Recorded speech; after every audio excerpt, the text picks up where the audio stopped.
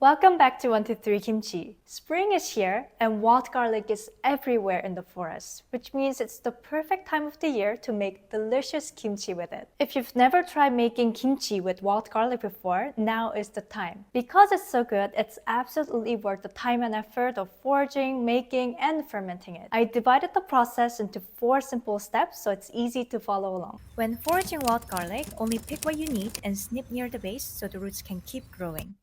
The aroma hits you as soon as you bring it home. So fresh. But it fades quickly, so let's get started right away. Wash the wild garlic thoroughly, repeating 2 to 3 times to remove any dirt.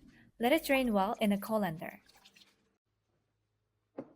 Unlike other vegetables used for kimchi, wild garlic doesn't need to be brined beforehand because of its lower water content. So instead of brining, we're going straight in with kohlrabi. This will give our kimchi a crunchy, refreshing bite. If you like carrots, you can throw in carrots as well. Cut the kohlrabi into thin matchsticks. The shape gives the best texture. Let's start with the seasoning paste. Begin with a light flour slurry. Whisk the flour and water until smooth, then bring it to a boil while stirring. Simmer for 1 minute and let it cool to room temperature. Add half of the gochugaru, Korean red chili powder, and this helps the paste stick and adds depth. Now blend apple and onion and add a slice of ginger and pulse until it's finely minced. No garlic is needed because wild garlic already brings plenty of both flavors. Then combine everything: the slurry, kohlrabi, the blended mixture, the rest of the gochugaru, fish sauce, and a splash of soy sauce. I'm adding soy sauce here because it makes it even richer combined with the garlicky flavors. Now just stir until it's evenly mixed and push to the side to make ways for wild garlic. Shake off any excess water from the wild garlic and add half of it to the bowl. Gently cut the leaves with the seasoning and make sure they're evenly covered. I'm rotating the leaves gently here because you never want to mix it too hard. That can break the texture and bring out a grassy flavor. Now add the rest of the wild garlic, keeping the coated ones aside, and repeat.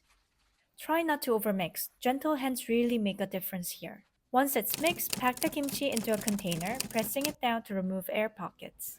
To get every bit of seasoning, pour half cup of water and a pinch of salt into the bowl and swirl. Then pour that liquid into the container. It makes the kimchi even juicier. You can start tasting it right away for fresh flavor, but for the full experience, let it ferment. Leave it out for 1 to 2 days, then move it to the fridge.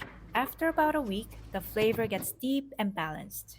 This is actually the type of kimchi that ferments faster than typical nabat cabbage kimchi, so you can actually enjoy it sooner. It's been a week and the flavors have deepened. Let's give it a try. The sharp garlicky flavors have mellowed, giving way to a deep savoriness, while the kohlrabi still brings a satisfying crunch. My favorite way to eat it: wrap it around rice, grilled meat or tofu, simple and so good. This wild garlic kimchi will wake up your taste buds after a long winter and bring fresh spring vibes to your table. Try making it yourself and let me know in the comments. And as always, enjoy the process and happy kimchi making!